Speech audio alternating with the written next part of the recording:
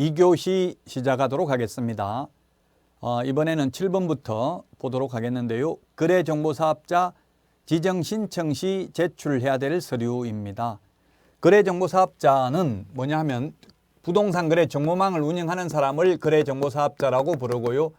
정보망은 개업 공인중개사 상호간의 정보를 교환하는 체계를 정보망이라고 하죠. 개업 공인중개사 상호간입니다. 의뢰인 상호간이 아니고요. 의뢰인과 개업 공인중개사 간이 아니라 개업 공인중개사 상호간의 정보를 교환하는 체계를 거래정보사업자라고 한다.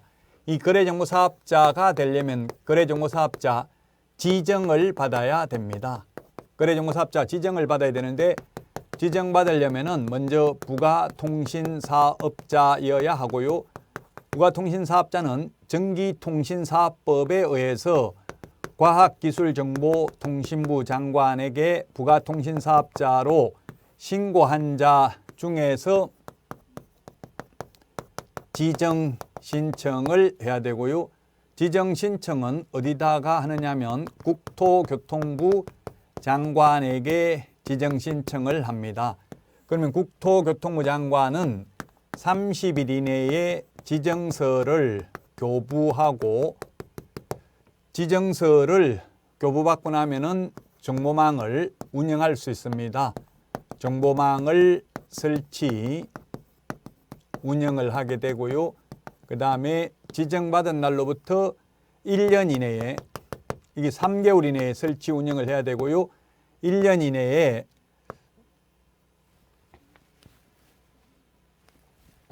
이게 잘못 적었네요. 3개월 이내에 지정받고 나면 3개월 이내에 운영규정을 제정하여 국토부 장관 승인을 받아야 되고요. 1년 이내 지정받은 날로부터 1년 이내에 정보망을 설치 운영해야 됩니다. 그래서 1년 3월 30일 이런 숫자 중요합니다. 자, 그러면 지정 신청 서류 시험에 잘 출제되는데 지정 신청을 하려면 등록증 사본입니다. 사본 500명 이상 있어야 됩니다. 개업공개사 500명 이상이 이용가입 신청을 한 등록증 사본 제출해야 되고요. 그 다음에 2개 이상의 시도에서 각각 30명 이상 이용가입 신청을 해야 됩니다. 그래서 5 빼기 2는 3이다. 이렇게 암기하도록 하겠습니다. 5 빼기 2는 3이다. 전국적으로 500명 이상, 2개 이상의 시도에서 30명 이상. 그 다음에 이번에 정보처리 기사 자격증 사본 한 부를 제출해야 됩니다. 기능사, 산업기사 X고요. 그 다음에 자격증 사본 한 부인데 2부, 3부 X, 1명입니다. 1명. 정보처리 기사 1명 이상 있어야 됩니다. 그 다음에 공인중개사 역시 1명 이상 있어야 되죠. 그래서 자격증 한 부입니다. 한 부.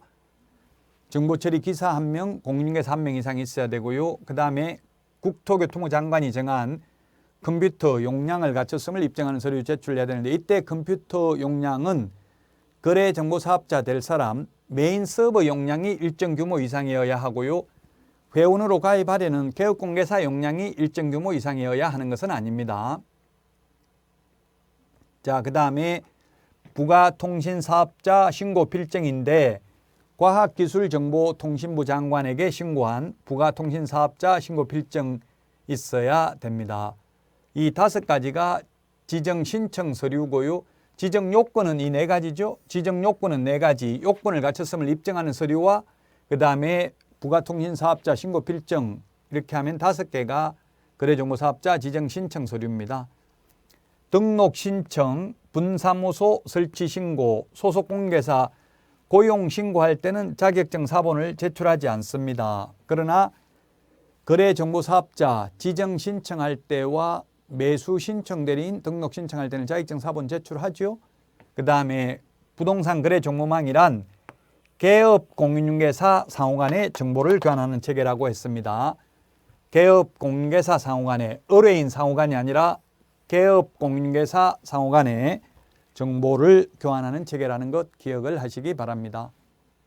다음은 거래정보사업자 지정을 취소할 수 있는 사유 부운정일해 이렇게 암기를 했죠. 거짓, 부정한 방법으로 지정을 받은 경우 그 다음에 운영 규정을 위반해서 정보망을 설치 운영한 경우에는 500만 원 이하의 과태료를 병과할 수 있습니다. 병과라는 말은 병행해서 부과한다. 즉 지정도 취소하고 500만 원 이하의 과태료도 부과할 수 있습니다. 그 다음에 거짓 정보 아닌 즉 개업공개사로부터 의뢰받은 정보가 아닌 정보 또는 거짓 정보를 공개한 경우에는 1년 이하의 징역 또는 1천만 원 이하의 벌금을 병과할 수 있습니다.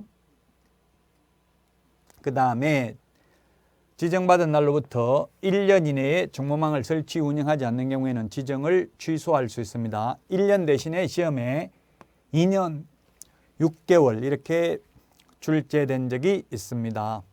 그 다음에 법인 사망, 개인 해산하는 경우에도 지정을 취소할 수 있습니다.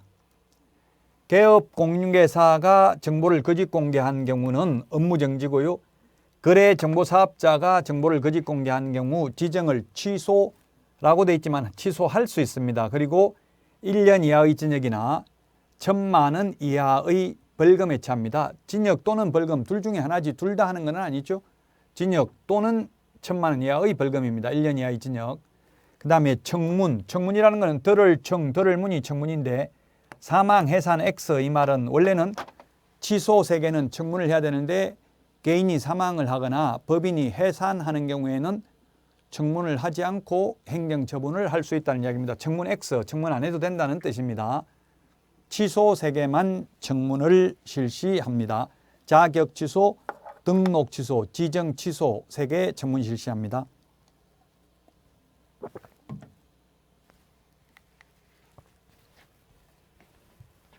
자, 그 다음에 거래계약서 필요적 기재사항입니다.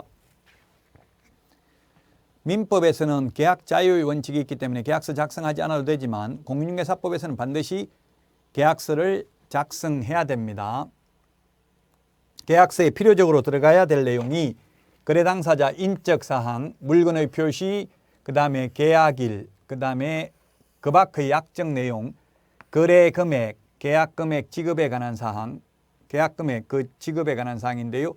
그 다음에 인도일시, 권리 이전 내용, 조건, 기한, 확인설명서, 교부일자, 그래서 인물계약금, 인권조교 이렇게 암기를 했죠. 확인설명해야 될 사항, 전속중개계약 시 정보공개해야 될 사항, 확인설명해야 될 사항 반드시 암기해야 됩니다. 시험에 자주 출제되고 있습니다. 확인설명서와 전속중개계약서는 3년 보존인데 거래계약서는 5년 보존이고요. 쌍방교부해야 되고요. 계약서는 법정서식이 없습니다. 따라서 국토교통부 장관이 표준 서식을 정해서 그 사용을 권장할 수 있습니다. 그런데 현재는 권장하는 계약서도 없습니다. 자, 그 다음에 금인계약서 필요적 기재사항인데 이 금인계약서 필요적 기재사항은 시험에 자주 나오지는 않습니다. 부동산 등기 특별조치법에 있습니다. 공인중개사법에 있는 게 아니고요. 당, 모가지, 개, 대가리, 중이, 조한다 이렇게 암기를 했죠. 당사자, 목적 부동산, 계약년월일, 대금 지급 사항, 그 다음에 개업공개사가 있을 경우 개업공개사, 조건, 기한이 되겠습니다. 그래서 당, 모가지, 개, 대가리, 중이, 조한다 이렇게 암기를 했고요. 그 다음에 일반 중개계약서 필요적 기재사항, 물가 수준입니다. 물가 수준. 일반 중개계약서가 어떤 거냐 하면 매도인이 있고 그 다음에 매수인이 있고 개업 공인중개사가 있습니다. 우리 집 팔아주세요. 팔아드리겠습니다. 사주세요. 사드리겠습니다. 이렇게 맺는 계약을 중개계약이라고 합니다. 중개가 완성되었을 때 거래 당사자 간에 맺는 계약을 거래계약이라고 합니다. 이 일반 중개계약을 말로 할 수도 있는데 물가 수준이 뭐냐 하면 중개 대상 물의 위치 및 규모, 그 다음에 거래 예정 가격, 그 다음에 중개 보수, 그 다음에 의뢰인과 개업공개사가 준수해야 될 사항, 이 네 가지 사항을 기재한 일반 중개계약서 작성을 의뢰인이 개업공인중개사에게 요청할 수 있습니다. 요청받은 개업공개사는 그 요청을 거부할 수도 있습니다. 자, 그 다음에 소유권 이전 등기는 잔금일로부터 60일 이내에 해야 됩니다. 안 하면 부동산 등기 특별조치법에 의해서 취득세 표준세율 4% 빼기 2% 하면 2%죠. 2% 5배 하면 10% 과태료를 10% 이하 과태료를 부과할 수 있습니다. 60일 이내에 소유권 이전 등기 안 하면. 그 다음에 중간 생략 등기를 하게 되면은 탈세 목적인 경우 3년 이하의 징역이나 1억 원 이하의 벌금이고, 탈세 목적이 아닌 경우에는 1년 이하의 징역이나 3천만 원 이하의 벌금에 해당이 되겠습니다. 자, 그 다음에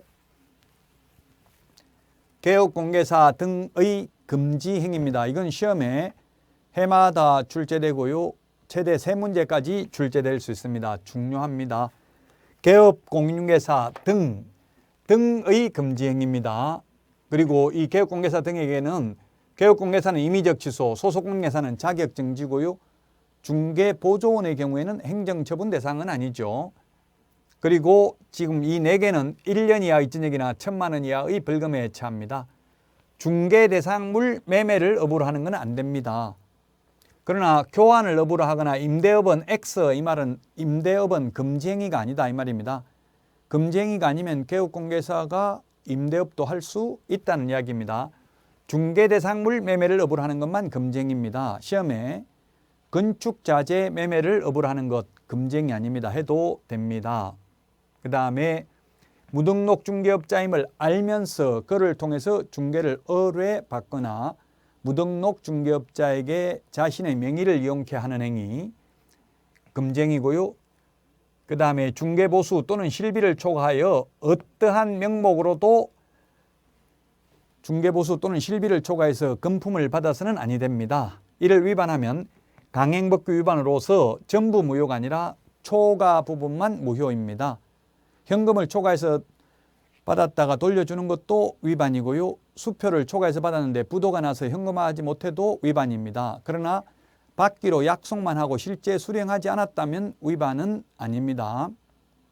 무등록 중개업자의 보수 청구권은 인정되지 않습니다. 그러나 무등록업자가 아니라 우연한 기회에 한두 번 중개를 하고 보수를 받기로 했다면 사회통념상 과다하지 않는 보수는 받아도 됩니다.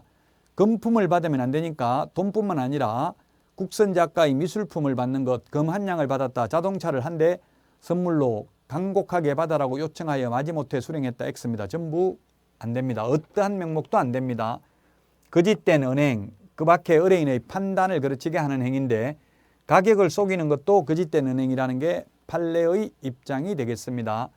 매무수거 이렇게 암기를 했는데 이 매무수거 4개를 위반하면 1년 이하의 징역이나 1,000만 원 이하의 벌금이 되겠습니다. 자, 그 다음에 3년 이하의 징역이나 3,000만 원 이하의 벌금에 해당되는 것들인데 매무수거는 1년 이하의 징역이나 1,000만 원 이하의 벌금이라고 했죠. 분양 관련 증서, 매매를 업으로 하거나 중개하는 행위입니다. 주택법에 관련 증서에 대해서 규정하고 있는데 철거민 증서라든지 그 다음에 딱지, 물딱지, 조개딱지, 주택 상한사채 이런 것들이 되겠습니다. 그러나 동호수가 특정된 아파트 분양권은 미래의 건축물로서 분양 관련 증서가 아니죠. 상가 분양계약서도 분양 관련 증서에 해당되지 않습니다. 청약통장 이런 거 알선하면 3년 이하의 징역이나 3,000만 원 이하의 벌금이라는 이야기입니다. 그 다음에 의뢰인과 개업공개사 등이 직접 거래하면 금지행위입니다. 이때 의뢰인은 의뢰인 본인뿐만 아니라 의뢰인으로부터 대리권을 수여받은 대리인이나 업무를 위임받은 수임인도 포함된다. 쌍방대리는 안 됩니다. 일방대리 X 이 말은 일방대리는 해도 금지행위가 아니다 이 말입니다. 매도인 한 사람만 대리하는 것은 가능하다는 이야기입니다. 매도인 매수인을 양당사자를 대리해서 개업공개사 혼자서 계약서 작성하는 건 안 된다는 이야기입니다. 그 다음에 탈세를 목적으로 미등기 전매 등 투기를 조장하는 행위 금지행위입니다. 그 다음에 시세에 부당한 영향을 미치는 행위를 한 개업공개사 등 그 다음에 단체 구성은 이외의자와 공동중개를 제한하는 개업공개사 등 왕따시키는 게 되겠죠.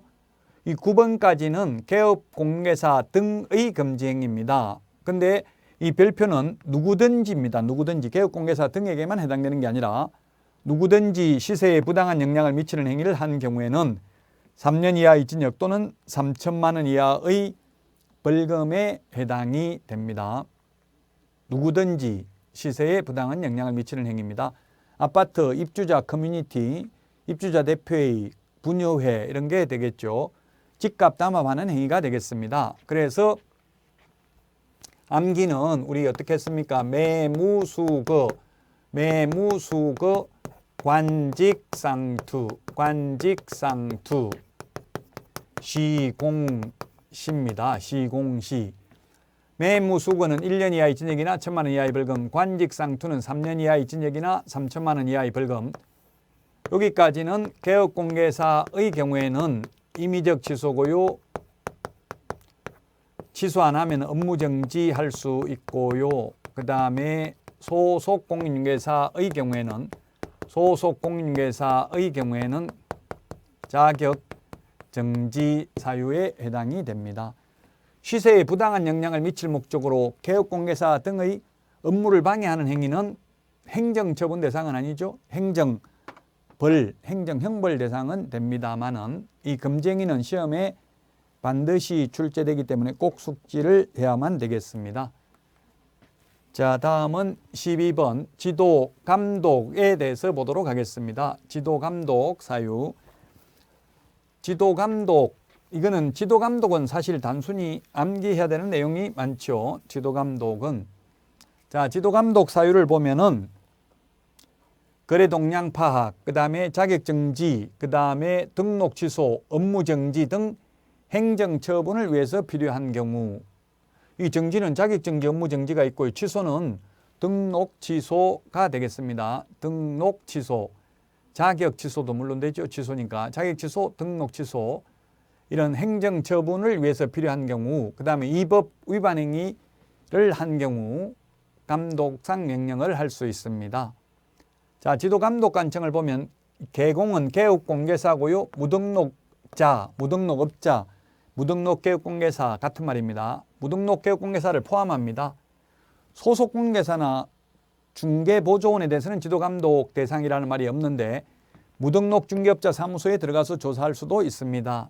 거래정보사업자에 대해서 국토교통부 장관, 시도지사, 등록관청이 지도감독을 할 수 있고요. 분사무소 소재지 시장, 군수구청장도 지도감독관청이 될 수 있습니다.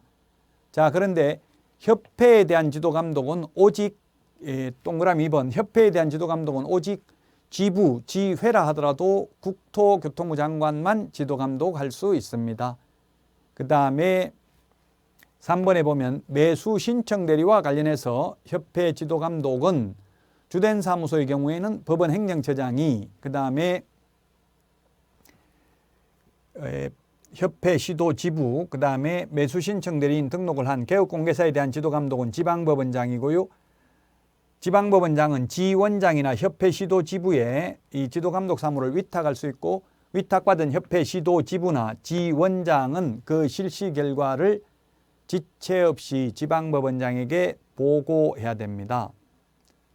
그 다음에 부동산 거래 신고할 공급계약, 건축법 X라는 것, 이게 건공도시 빈산주택인데 건축법이 아니라 건축물의 분양에 관한 법률, 그 다음에 공공주택 특별법, 그 다음에 도시개발법, 도시 및 주거환경영미법, 빈집 및 소규모 주택 정비에 관한 특례법, 산업입지 및 개발에 관한 법률, 주택법, 택지개발 촉진법에 의한 공급계약은 부동산 거래 신고를 해야 됩니다. 이제 올해부터는 아파트 분양권도 양도소득세 계산할 때 주택수에 포함되죠. 2주택에 포함되죠. 만약에 주택이 하나 있고 분양권이 있으면. 그래서 그 분양권이 있는지 없는지 어떻게 알아요? 이 부동산 거래 신고를 하기 때문에 알죠. 그래서 건축법에 의한 분양권은 신고 대상이 아니다. 부동산 거래 신고할 분양권을 말하는 겁니다. 건공도시 빈산주택이 되겠습니다. 자, 그 다음에 실거래 가격, 신고해야 될 사항인데 실거래 가격 신고해야 될 사항. 입자, 실종, 중개인, 기소 이렇게 암기를 했는데요. 입주계획하고 자금 조달 계획 이게 중요하죠.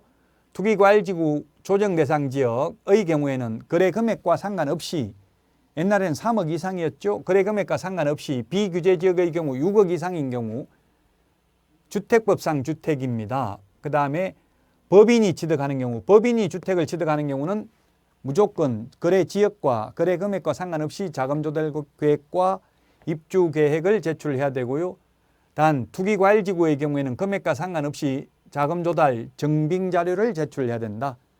투기과열지구의 경우에는 증빙 자료를 제출해야 됩니다. 옛날에는 9억 초과하는 경우 증빙 자료 제출하라고 했는데 지금은 금액과 상관없이 투기과열지구면 자금 조달 증빙 자료를 제출해야 됩니다. 그 다음에 이게 1번, 2번이 중요하다. 법인의 경우, 법인은 거래 금액과 지역과 상관없이 전부 다 자금 조달 입주 계획을 제출해야 됩니다. 실제 거래 가격, 부동산의 종류, 그 다음에 개업 공인중개사 인적 사항, 상호 전화번호 및 소재지, 계약 체결일, 중도금, 잔금 지급일, 거래 당사자 인적 사항,